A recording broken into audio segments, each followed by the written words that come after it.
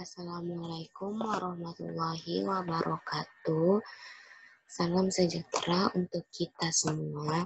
Pertama-tama, saya ingin berterima kasih kepada dosen pembimbing pertama saya, yaitu Bapak Insinyur Yadara Bulog, MKom IPM, dan kepada dosen pembimbing kedua saya, yaitu Bapak Budi Arif Pitama, STM MSI. Serta saya juga ingin berterima kasih kepada dosen penguji saya, yaitu Bapak Ade Syahputra, STM Info Komtek Manajemen, dan Bapak Silverster Dian Handi Permana, STMTI. Saya Ria Amelia dengan NIM 1610721, Prodi Teknik Informatika 2016, ingin mempresentasikan proposal skripsi saya, yaitu klasifikasi gizi balita dengan data mining menggunakan algoritma C4.5.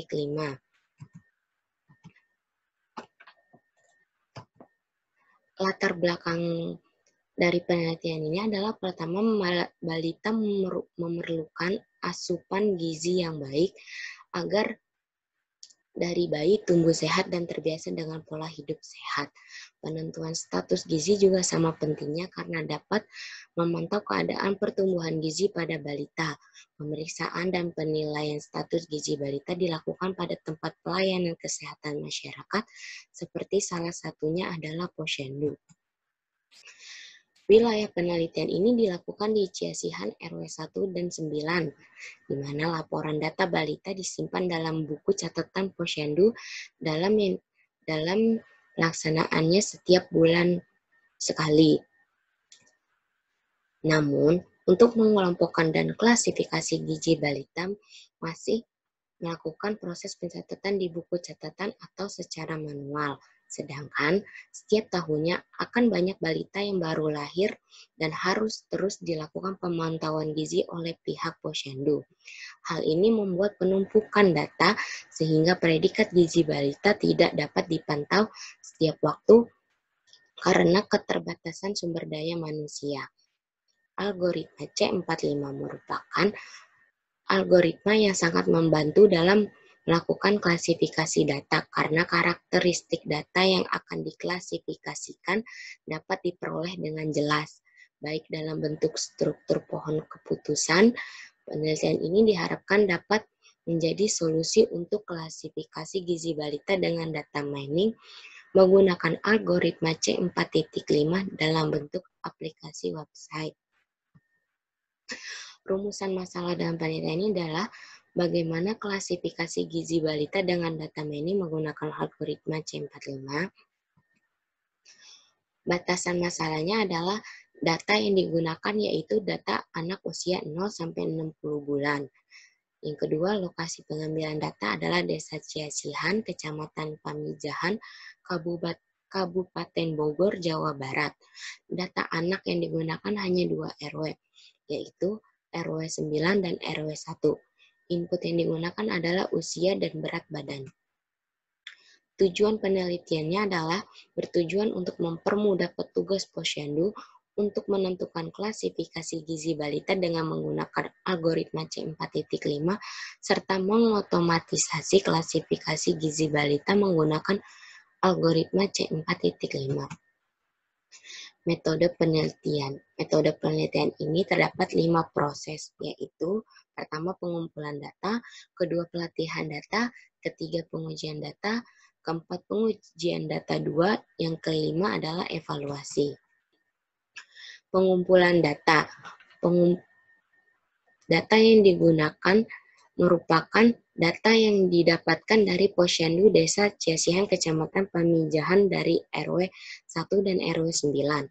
Jumlah yang dikumpulkan dari seluruh Posyandu tersebut adalah 150 data balita, di mana 100 datanya itu berasal dari RW 1 dan 50 datanya berasal dari RW 9. Data yang dikumpulkan merupakan data balita dengan kisaran umur 0 sampai 60 bulan.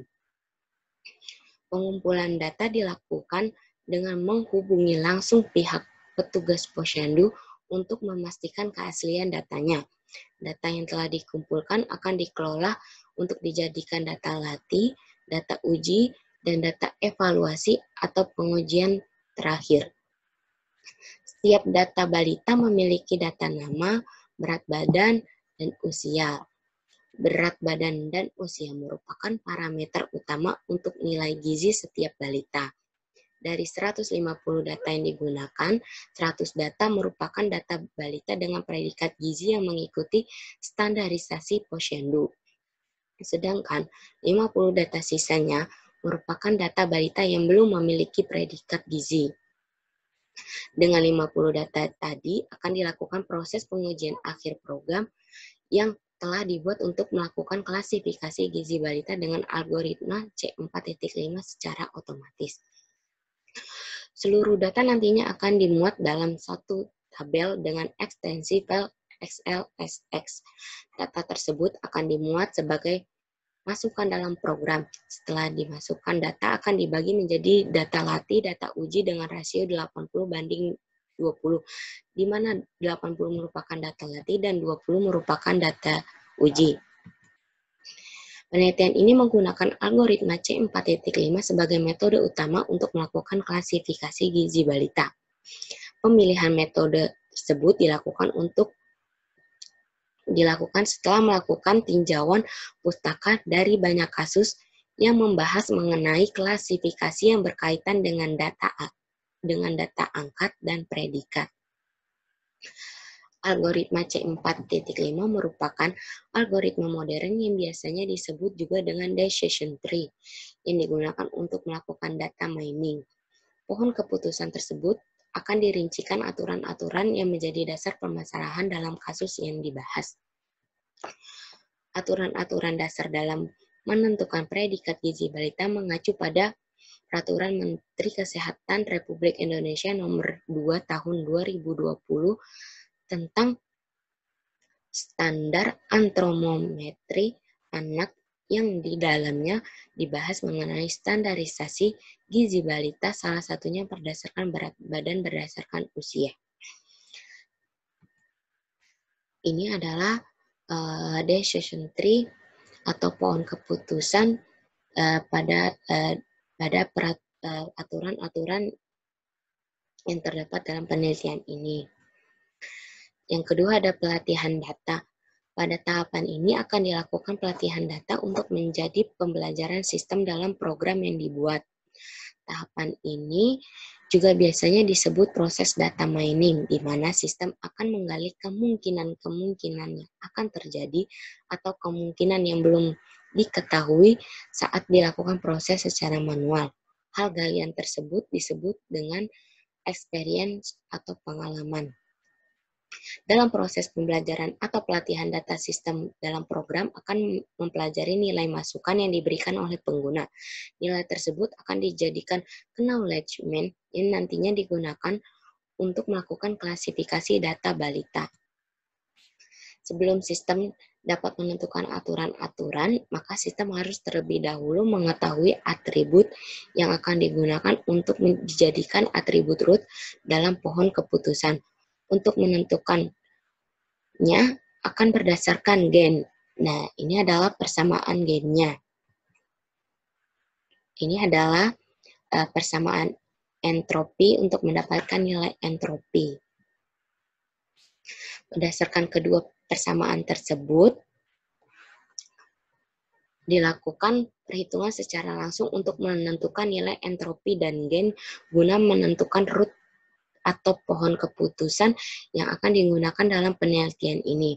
Data yang digunakan secara total adalah 100 data. Pada tabel ini ditampilkan 10 data sebagai contoh dari 100 data yang digunakan. Ini merupakan hasil perhitungan nilai entropi seluruhnya, yaitu dengan hasil 0,149629255. Setelah mendapatkan nilai entropi, selanjutnya akan dilakukan perhitungan untuk mendapatkan nilai gain dari masing-masing jenis parameter yang ada pada data, yaitu berat badan, tinggi badan, umur, jenis kelamin, di mana hasil tertinggi dari setiap gen yang didapat akan menjadi penentuan nilai root yang akan digunakan pada pohon keputusan dalam penelitian ini. Ini merupakan perhitungan hasil gen berat badan dengan hasil 0,11482855. Dan ini adalah hasil perhitungan gen jenis kelamin dengan hasil 0,13786517435. Dan ini adalah gen umur dengan hasil 0,0256771118. Berikut adalah tabel dari perhitungan-perhitungan gen dan entropi yang dapat disimpulkan untuk dijadikan parameter root dalam penelitian ini karena gen parameter umur merupakan hasil terbesar dari semua gen 3 buah parameter yang digunakan dalam penelitian ini.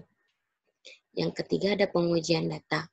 Pengujian data atau testing adalah tahapan untuk menguji pengalaman atau pengetahuan yang diperoleh sistem setelah melakukan data mining. Pada tahap ini, proses pengajuan dilakukan dengan jenis data yang masih bagian dari data masukan awal.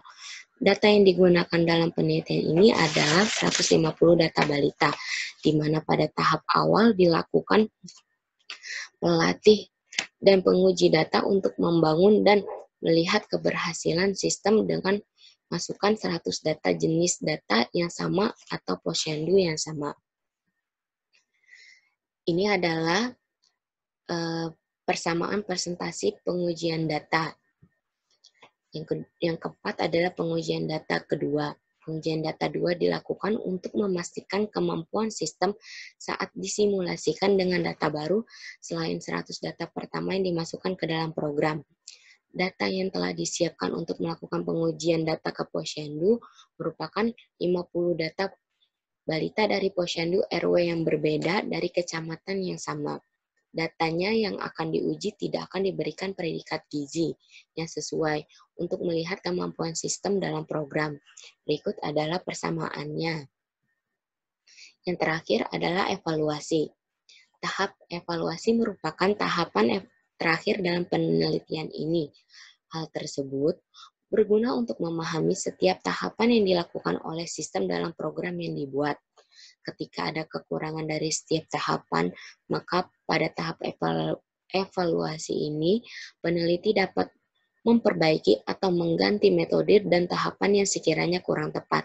Hal tersebut juga dapat dilakukan dengan melihat selisih nilai keberhasilan dalam setiap pengujian yang telah dilakukan peneliti. Sekian presentasi dari saya. Mohon maaf bila ada kekurangan. Assalamualaikum warahmatullahi wabarakatuh.